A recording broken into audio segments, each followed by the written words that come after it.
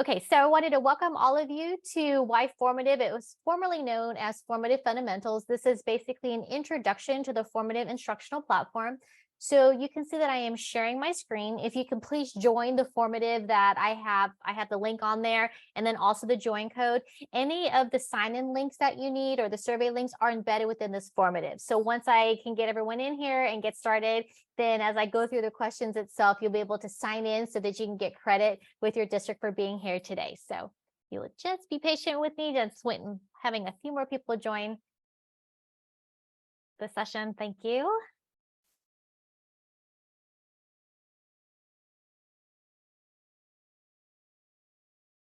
Okay, so I'm going to go ahead and start this session. This is in teacher pace mode. So Formative has two options for you when you go to use it with your students. You can either pace your students, meaning the students see what you're projecting on the screen or what you are looking at your own screen, or you can do student pace where students are free to go as fast or as slow as necessary. There is a time and place for both, but today I'm going to take you through the teacher pace mode, and then towards the end of the session, I will switch it to student pace so you can go forward and see some of the things I won't be able to cover in our short hour today, or you can go backwards and maybe take a look at some of the hyperlinks that I didn't get a chance to address either because it's an ambitious agenda for this 1 hour session.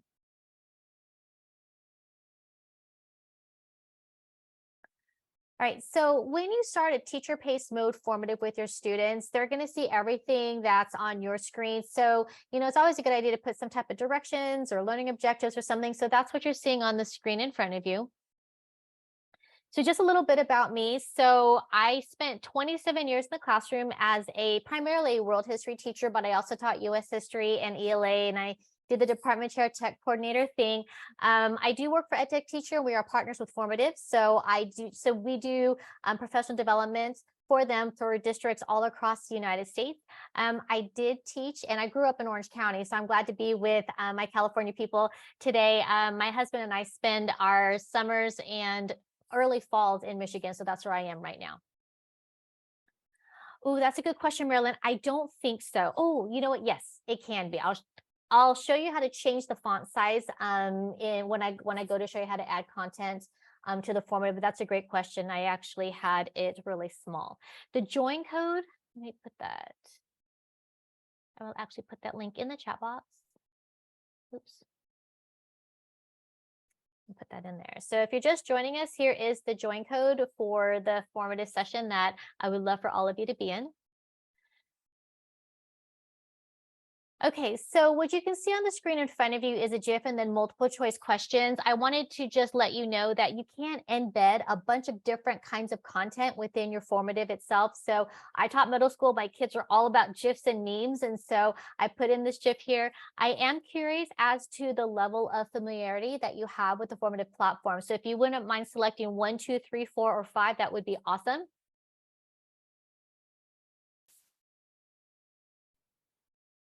And then I do want to point out that over in the upper right-hand corner of the question itself, you can see that there's a bar chart with a number that's increasing. That is a newer feature within the formative platform that lets you know as a teacher how many students have responded to the question. So if you have a class of 20 and say like there's only 16 people that responded, then I know that there's a few more that need to. So if you can just respond and just click the answers here within the formative, that would be awesome. I am going to click on this though, because this feature is great. If you're using the teacher pace mode and you want to project the questions on the screen as you're going through it with students, you can also go over the answers in real time. So I can scroll through here and see the answers, but because this is multiple choice, sometimes it's easier to just look at a frequency chart. So I can see from this frequency chart here that the majority of respondents in today's session are brand new to formative, which is perfect because that's what this session is targeting. And then I do have a few people who have poked around a bit and assigned some formative, so that's great. There's been some changes in the formative platform, probably since March. I saw the majority of them starting to roll out. So hopefully I will have some new things to share with you, those of you that are seasoned users. But this kind of view on your projected screen, I think is pretty powerful, because if you see a lot of students are selecting the wrong answer, then that's a great opportunity to stop, talk about potential distractors, or why are they not understanding, what it is that you're asking. type of thing. So there is, once again, a time and a place for showing these, but I wanted to point that out, that this is a great feature of the formative tool itself. All right, so the next thing is actually the sign-in Google form that all of you do need to fill out so that you can get credit for being here. Everything in the formative that you've joined, because I put that code and that link in there, everything blue is a hyperlink. So if you to click on where it says sign in Google form, it should be a hyperlink that will take you directly to the sign-in page. If for some reason you have an issue with the link within formative, just let me know and I'll put it in the chat box. So I'm trying to keep everything in one spot, just because we'll all be together anyway. So, all right. And I'll give you just a minute to fill that out.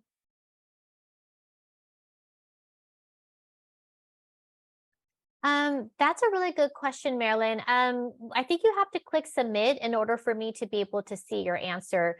But you're a guest student, so I wouldn't worry too much about it. But yeah, once you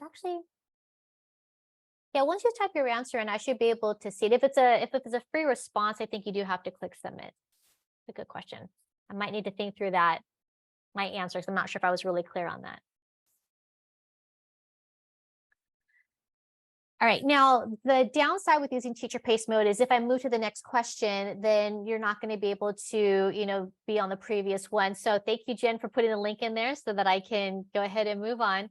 So as I mentioned, this session is pretty ambitious. There's a lot of things to cover. I will not be able to cover all of it in this hour session together or right now, but I do have a second one that I'm going to be doing a little bit later today that will go a little bit deeper into some of the things that I'm going to be talking about today.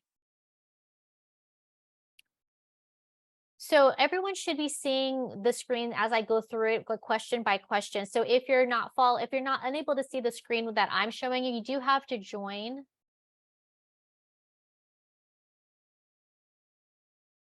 my formative here. So I'm going to go ahead and put that in the chat box again for those of you that came in after I posted this. It's an interactive session, so I would love for you to be able to join this with me so you can experience the formative instructional platform from the student side. All right, so this is a short video from the CEO and creator of Formative, and I do want to have you just watch that because I always appreciate apps and technology tools that were created by teachers for teachers. Can't hear the video.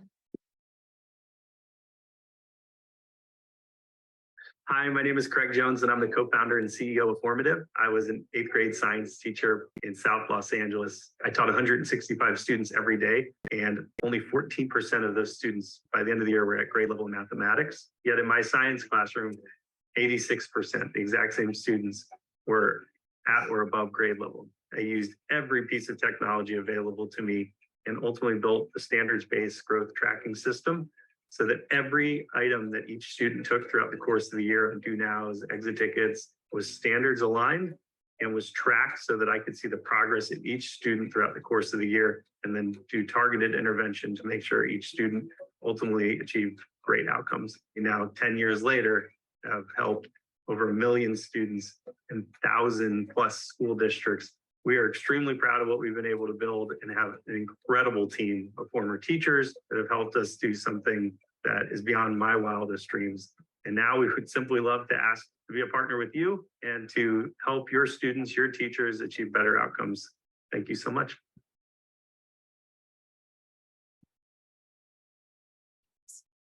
Give me a second. So a few more people joining us. I want to make sure they can get into our formative. All right, so this is just a little bit more of the backstory that Craig did tell you about. What I would love for you to do right now is just give me your thoughts on formative assessments in general or what you know about the formative instructional platform. And I realize for some of you that's not very much right now, but this is an example of a free response question. It's very similar to an essay type question if you wanted to assign those to your students. So just your thoughts on formative assessments or the formative instructional platform. Ooh, Great question, Aaron. So Aaron asked about, the video, it didn't play on your end, it only played within Zoom. That's because I'm projecting it. So it's only going to play from the teacher end. Now, if you're doing teacher pays and you wanted students to watch a video on their own, they just have to plug in their headsets and then they can actually watch it on their own devices. So, but because we're doing teacher pace mode, I think it's just better to just project it to the whole class. So that's a great, thank you for reminding me to say that. I didn't say that yesterday in that session. Okay, so I do want to point out that up here we have about 9 people, looks like 9-ish, 10-ish, that are starting to respond. So I'm going to go ahead and click on this. So you can see that the answers are populating in real time. So as students are typing their answers, you're going to see the answers moving up and down on your screen if you choose to project it to the class. Now you can keep it hidden. I also have this opened in my own tab so I can see it without, it being messed up. So there's multiple ways for you to monitor the student responses that are coming in. But I'm going to go ahead and scroll through. The frequency option isn't going to work for free response because it's really hard to categorize the answers that are coming in. I like that. Thank you. Yes, I'm going to tell you what it's good for. It is a great way to track progress, and I'll talk a little bit more about the analysis side.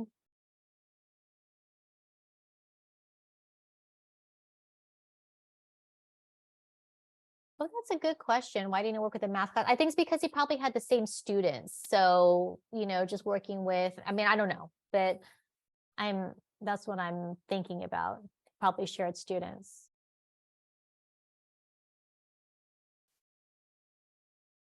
Oh, someone's been using Formative for the past 2 years. Awesome. So, and if you want to chime in, please feel to put stuff in the chat box or unmute yourself. I love like current users who want to share what, how they use Formative and how it's impacted or influenced their instructional decisions. So thank you for sharing that.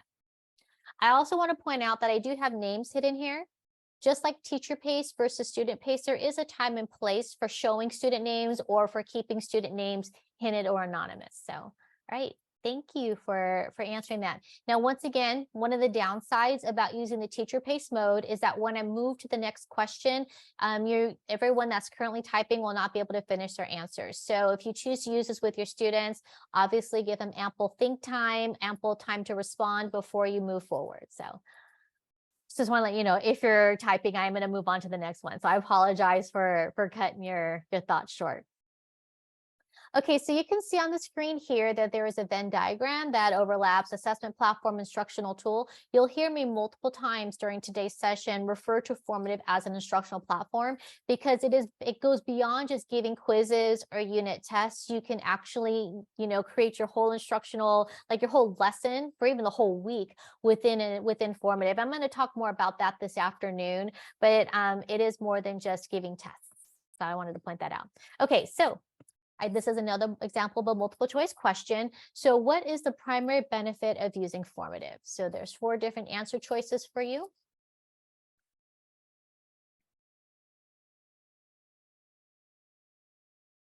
And I can see that there's only 6. Oh, the responses are coming in. So this is actually a newish tool that I think is going to be really useful if you use the teacher pace mode, because then you can, basically keep students on track so that, your lesson, you're not being, taken too off track by students that are off task or whatever.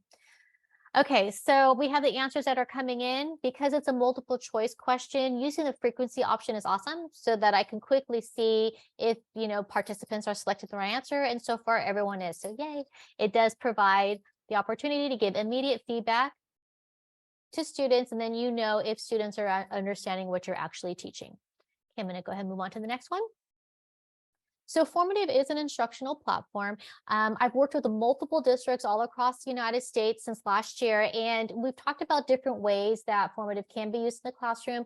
The checks for understanding, the quizzes, the common assessments. Those are the common uses of Formative, but Formative can also be a place where students can create portfolios, You could create a whole lesson in formative. And if you use a teacher pace mode, you could maybe do 2 questions on Monday, a 3rd question on Wednesday, wrap it up on Friday with, a short answer free response on their reflection of their learning. So you can embed a bunch of different things within formative beyond just assessment questions, where students have to interact with information or things that you want them to watch or listen or record. So it goes beyond the assessment tool itself.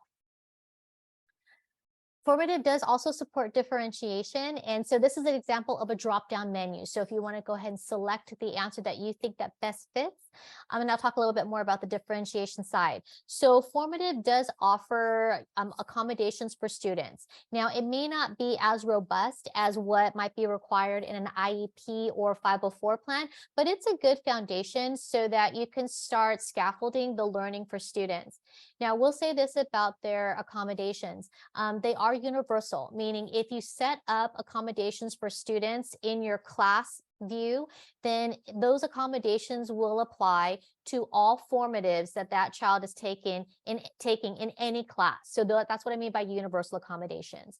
So my suggestion is, if you have a special education case manager, maybe they go in and just set all those accommodations for students, and then you'll see it apply in your class. Now, I also want to say, if you're giving an individual formative, and for example, a student has a text-to-speech option, but you're really trying to see, how students are able to read and understand what they're reading, you might want to remove that accommodation. You can do that from within the formative itself. So when you go to assign it, a message will pop up that'll say you have students with accommodations. Just double check to see, are those accommodations going to work, or do you want to remove some? If you remove it from within a formative, it's only going to affect that formative.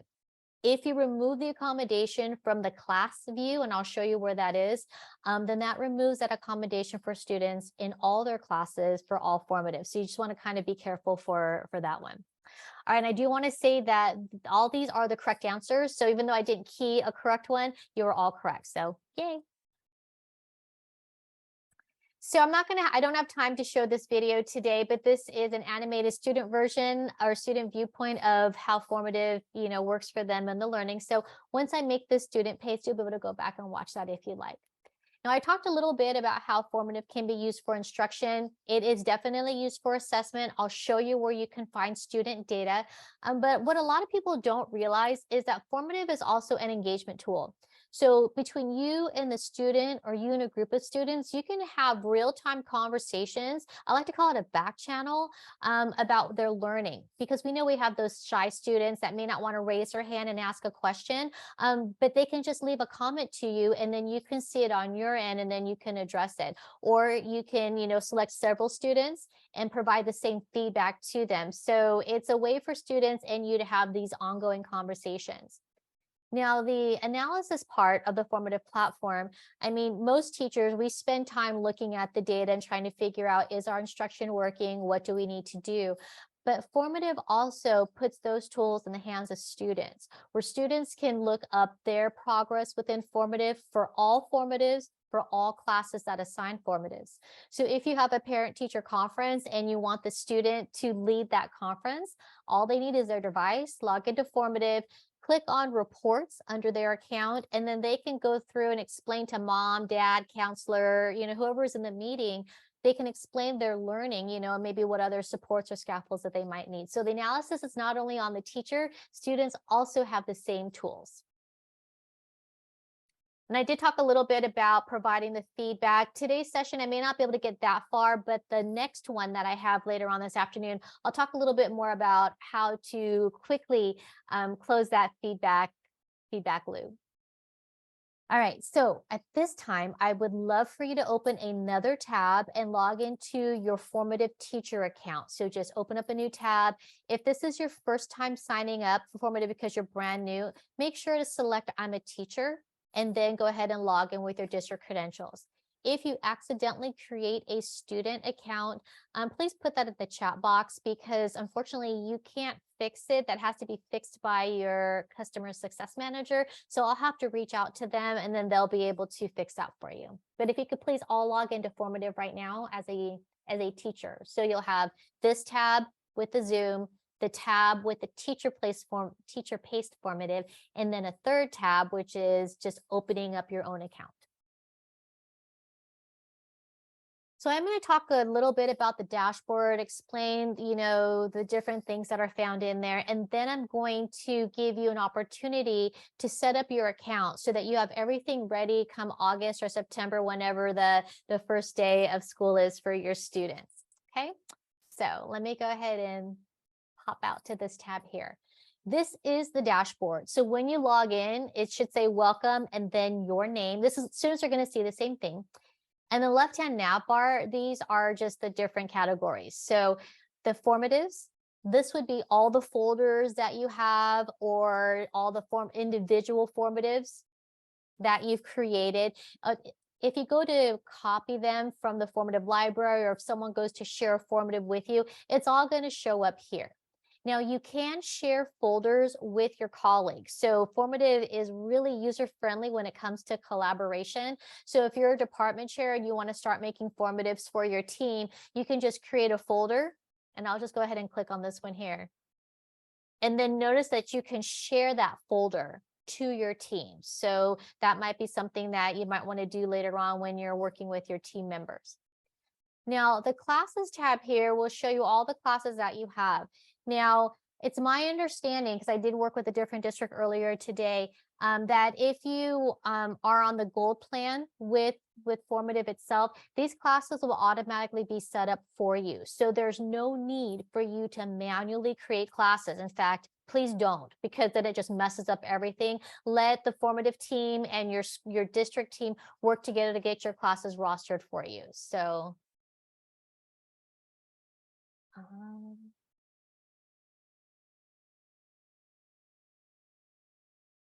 did it really, Aaron? Okay.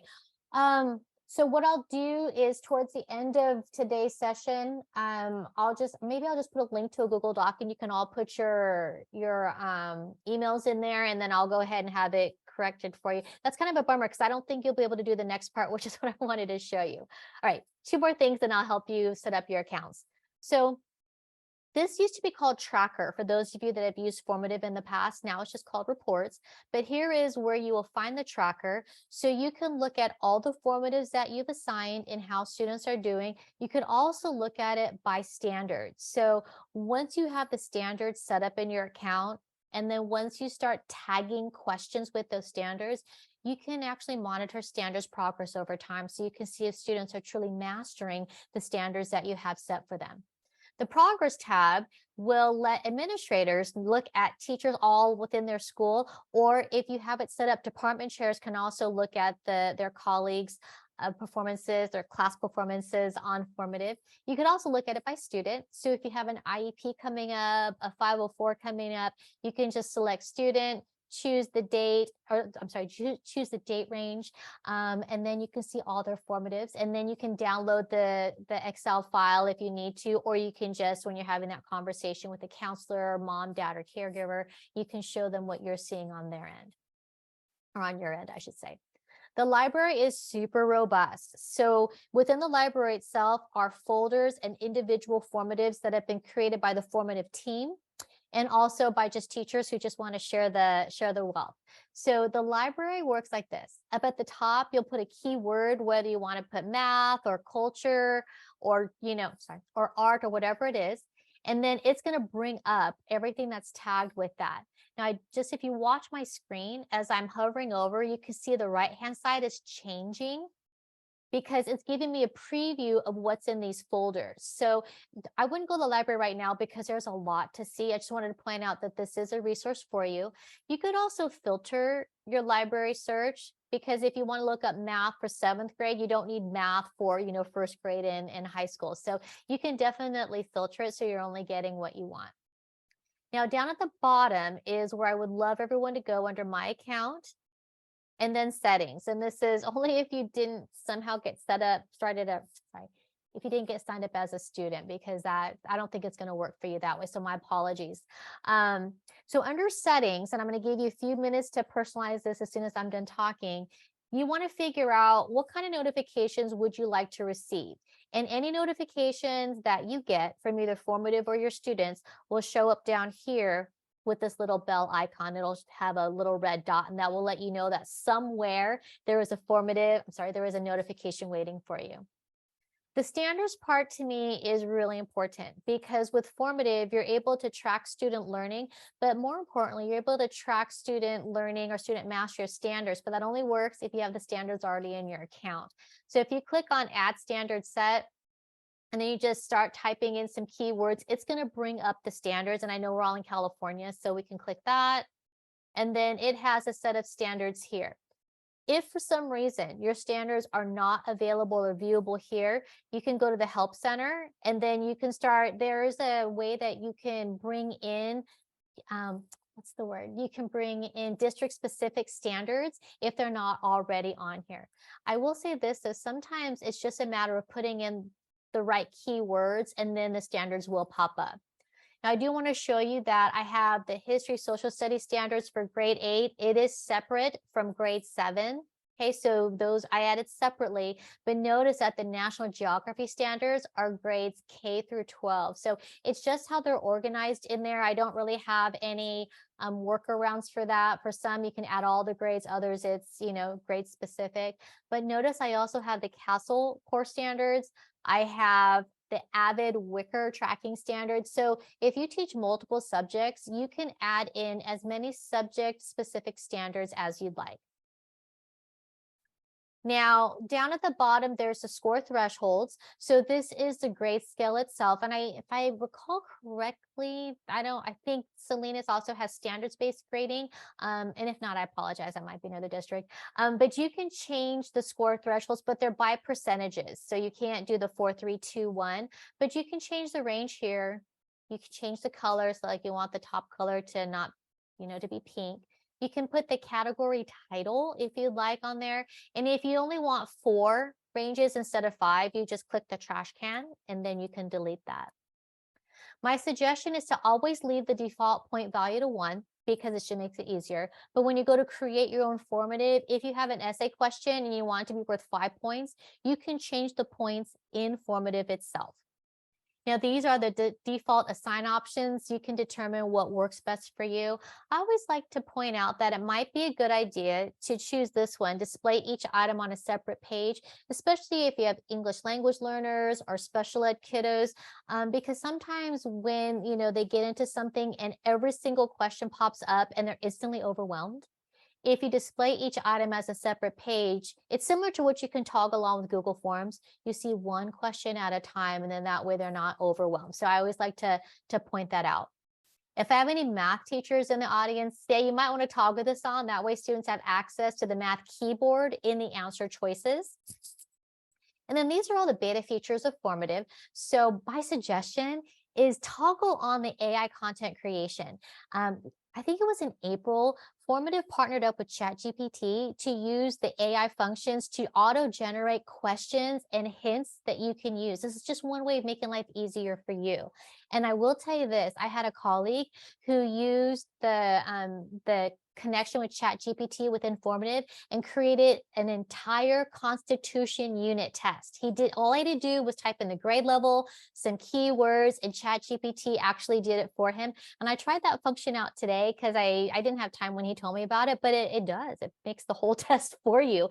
And then you can, modify it, revise it to however it works for you. But it's actually a pretty cool feature. So whatever changes or things that you put in here, you do want to click save. And then it'll be there for you. Okay, so I'm going to pause for maybe about 3 minutes. And for those of you that were able to create a teacher account instead of a student account, you should be able to add in the settings, changing the score thresholds, especially if your district has like a grade scale that you use across all schools. I know the district I came from, we had a district-wide grade scale. So let me stop talking for a few minutes, and then I'm going to answer some questions that are in the chat box as well.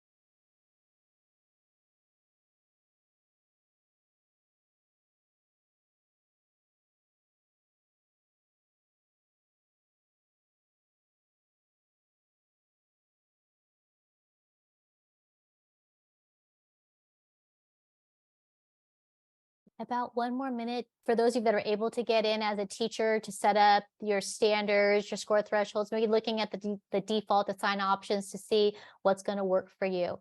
Now, I realize that there's quite a few in the group who are somehow maybe on a student created account. So like I said, towards the end of today's session, I'll put in a Google Doc in the chat box, and then just put your email on there and then tell it like a brief description, like what the issue is. Like, I think I'm a student, or I think I have a student account. And then I will forward that to your CSM who'll be able to fix that for you. I would fix it for you, but I don't have that kind of power. So, all right, about 30 more seconds. Oh, good. So Erin, if you could put in the chat box how the other attendees helped you, that would be great, because other people, it seems like there's quite a few people that had the same issue. So I love it. Teamwork.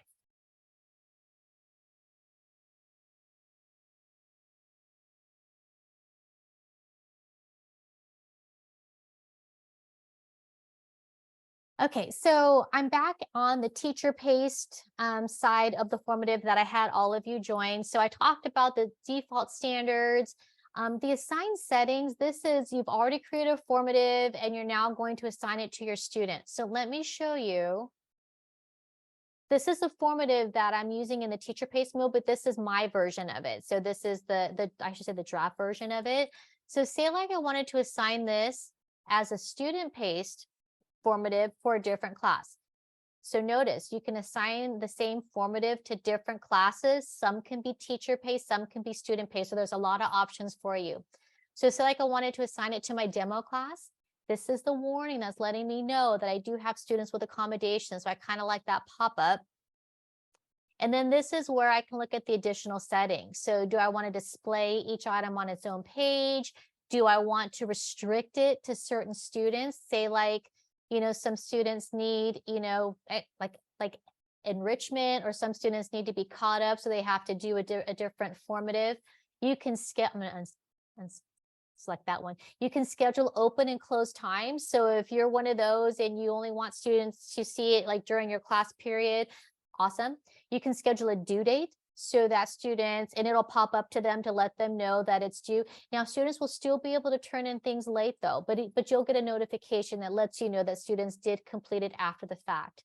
If you don't want students to complete the formative after the due date, just make sure that you close it on that date so that the students can't make any additions. Now, notice that under accommodations, I have the text-to-speech enabled for Margaret Atwood and John Irving. So if I want to take those off for this particular one, I can just click on it and then I can take that off. I don't want to take that off under the classes tab. So if I go back here to classes, and then I have my demo class here, these are the universal accommodations. Okay, so if you go to your classes page here, once you have all of your classes rostered, if you delete the accommodations from the classes tab in the formative platform, it takes away that accommodation for that student for all classes, for all formatives. So just keep that in mind. It's a good tool, but you just want to make sure that you don't mess up the kid. All right, so for today's session, I'm going to mainly focus on content versus question types. So setting up your first formative, what are some options that you can use? So content types are what I like to call the meat. It's the what are students actually, it's like the resource, like what are they actually learning? Is it a poem? Is it a video you want them to watch? Is it an image that they're supposed to annotate? What is it? So that's the content. Now you can embed a variety of content within your formative. So you can bring in an outside website, like you can bring in a Padlet if you'd like, you can bring in Quizlet if you'd like, you can bring in images. Text, you can just add, that's kind of self-explanatory. The video works much like Edpuzzle for those of you that are familiar with the Edpuzzle platform. The whiteboard function just allows you to draw on something. I will tell you this though, if you do the whiteboard, students won't be able to interact on your whiteboard. The only way that they can interact is through the show your work function, which I'll show you in the next question. And then the audio version is where you can record a file, like an audio file, or you can upload one, and then maybe students are listening to you. Like if you're a world language teacher and you want to read a passage in Spanish, have your students listen to it and then answer the questions in English. I don't know however you want it to work. So that's the content type. Now, the flip side to that are the question types. So content is the meat. The question types is how are your students going to interact with that content? So are they going to answer multiple choice question? Is it going to be an audio response? Is it a sequence because you want them to maybe look at the life cycle of a butterfly? I mean, it's how are they interacting with it? I want to point out that everything that's blue here is hyperlinked to an article that will tell you a little bit more about the question type. It'll give you like a short videos that you can look at and they're all short and quick. No, most of them don't have audio, and they'll, take you through the step-by-step process of how that works or looks for students. Now, let me go ahead and go back to my formative here. And I'm going to scroll down, so I apologize. So the thing that I love about formative, I mean, there's a lot of things I love, but one of the things I really appreciate is the fact that as a teacher, you could make real-time changes while the students are in the formative itself. So I have you all on question types right now, right, on the teacher pace version. And so if I were to click the plus button here, I can add something in real time on my end and it will show up on your end as long as I go like forward to the next question. So let me go ahead and show you how easy it is to start designing stuff. So say like I wanted to bring in an image, and I'm going to stay squarely in my wheelhouse because I teach history. When I start talking about other subject areas, I tend to mess up. So I'm bringing in an image. This is a woodblock print. So this is the meat, right? What I'm having students work on, and then, or what they're looking at. And then the right-hand side, when I click the plus button, this is where I provide ways for students to engage with it. So maybe I want to do a short answer. And I could say, what emotions are you feeling after? Oops. Looking at this picture.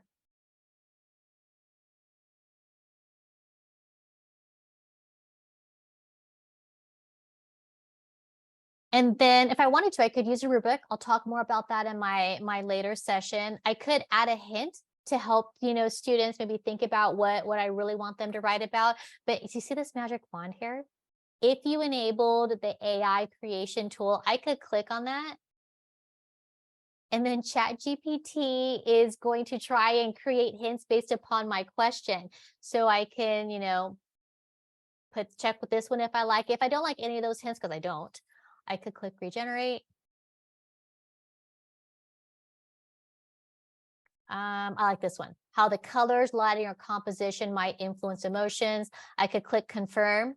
And then that hint is in there. So this partnership with ChatGPT, to me, is a powerful tool. It makes life easier for you because you don't have to do all the work. I mean, I could change some of the wording in here if I'd like, but I think it's fine. Now, if I wanted to tag it to standards, I would click here. I'm just going to add some random ones right now.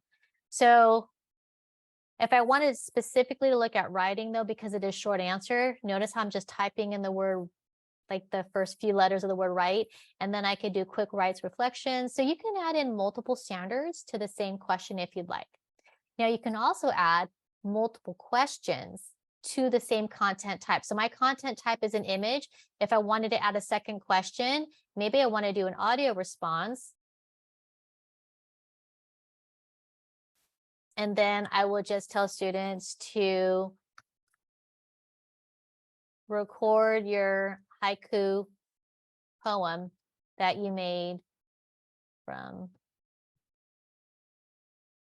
this picture. And then students will actually record an audio to whatever's related to the task, which for me, they were supposed to write a haiku based upon the woodblock print that they see there. So, when you're bringing in the meat, it is always going to be on the left-hand side. The right-hand side is where you add in all the questions or how students are going to interact with it. Now, I do want to point out, because we do have our like a whole lot of like PowerPoints or Google Slides. You can actually bring those in as well. So let me go ahead and click on Slides. And then pick from Google Drive. Now, Formative did make an awesome change, because it used to be when you picked from Google Slides, it wanted to bring in every single slide for that slide deck. So, and then you have to go through and delete each one in Formative. But what they've done now, and let me go ahead and click on this one here. This is from Pear Deck, another one of my favorite tools. What it's going to do is it's going to bring in every slide as a preview, and then you just deselect the ones that you don't want. So if you have a slide deck and you want to bring in, just a couple, real easy to do. This is what I'm talking about. This is like an instructional platform. You can pull in everything into one spot and use that Formative. That way, all the data stays in one spot. All right, I don't want these.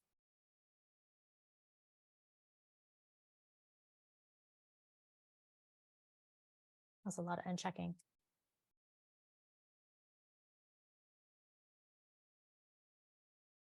And then it's going to bring in this here.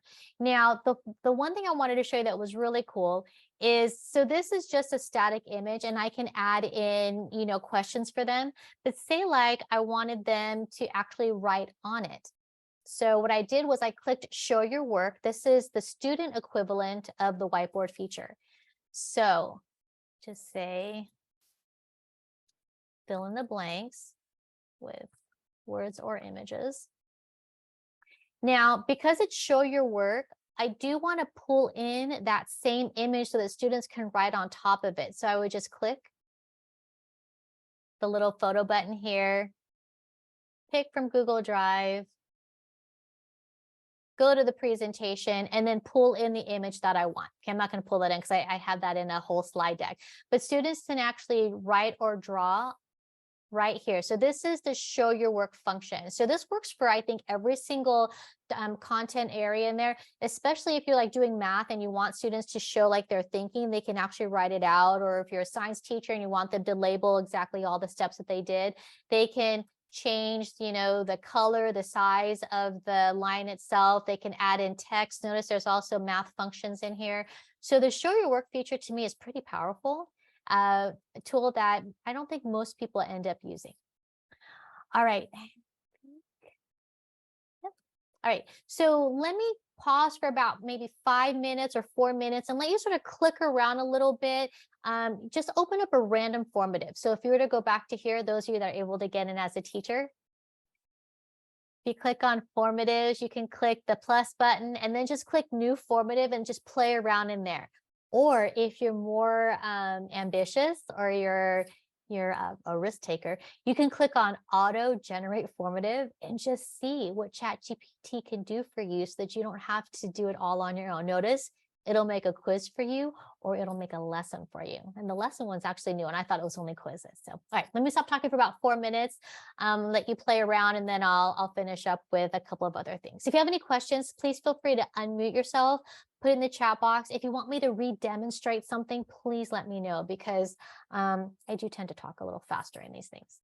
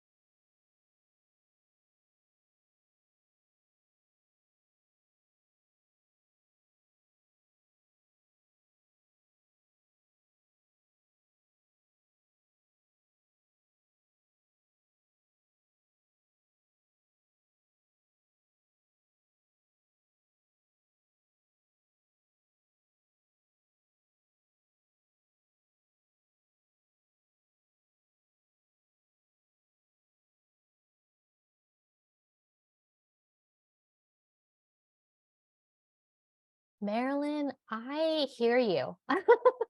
I actually found the same thing super frustrating. So, yeah, unfortunately, it's not going to work. We won't be able to do it that way. The meat will be cut up, unfortunately. Yeah, I can't even think how a workaround would be to mull that over. I always try to find a workaround, but yeah. Oh, but Marilyn, here's what you should do. So you can see my screen, hopefully. Under, I think it's under resources. Click on submit, click on submit a suggestion and ask them if you could put two content types together for the same, for the same question.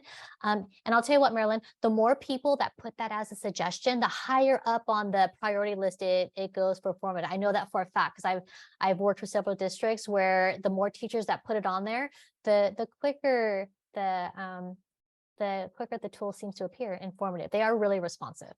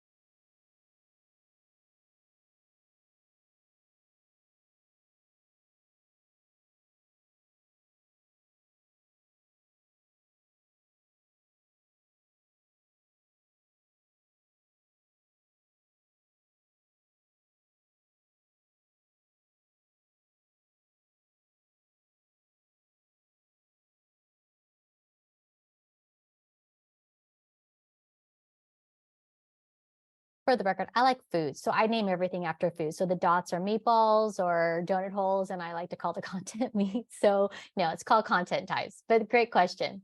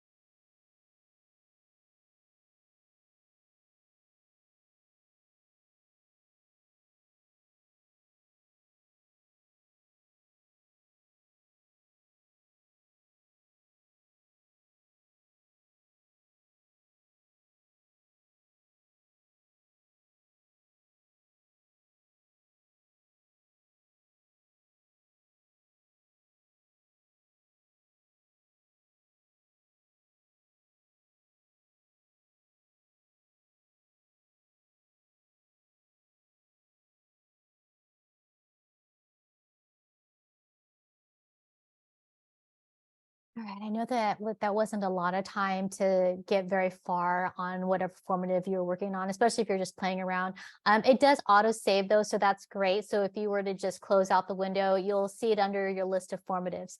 Now, we do have just a few minutes before I need to give you the survey so that you can fill it out for your district.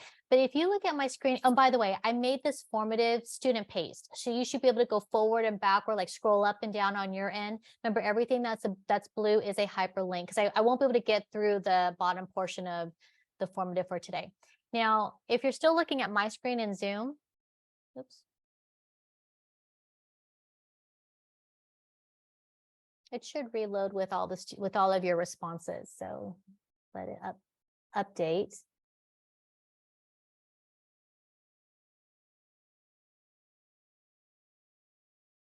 Okay, so notice that I can hide all the student names, right? Because there's a time and a place for showing names, and it's not necessary for today. But notice I can see who's answered and who hasn't answered. Anything that's grayed out means that it's something that I need to actually grade. If it's red, it's wrong. If it's green, it's right. I didn't key a lot of wrong, right answers because it wasn't necessary for today. But I do want to point this out. So if I were to click on question number 3. What's the primary benefit of using formative? If I wanted to, actually, that's not a good question. Let me do question 2, because that was an open-ended one. I could actually click on this student here, and this opens up the way to give feedback, right? It's close in the feedback loop. And so I could say something like, I'm going to show you the awesome features of, ooh, of Formative today. Now, whenever you see a plus button, I always like to tell users, go ahead and click on that because they always have like a lot of things in here. Notice I could have provided an audio version of my feedback. I could have embedded something. I could use an emoji, which I'm going to put in there right now. I could, put in, so there's a bunch of ways to provide feedback. And then if I click this paper airplane, then that student will see it on their end under notifications. Now, I could have also provided the same feedback to multiple students if I wanted to. So I could click 1, 2, 3 students. And then I'm actually providing feedback to 3 students. So maybe 3 students are, answering the question not with enough detail. And I could just click those 3 students and say, could you please elaborate or add a little bit more? This is what I was talking about, the back channel of Formative itself. All right, so I'm running out of time here. So I do want to go back to this Formative here. Hopefully you're all still in the one that I shared with you, because at the very bottom, and you'll have to scroll down on your end because you won't see it on your end. And I'll put it in the chat box as well. But at the very bottom is the survey link for Salinas. It's really important that you do complete that one. There is a second survey link for Formative itself, but please complete the top one. That's more important for you to complete. But I'm going to stop talking in about 1 more minute. But I am coming to the end of my presentation today. I'm going to go ahead and stop the show. I want to thank you so much for being here with me today. You do have my email. It's in the Formative at the very, very top. When I introduced myself, it's under my name there.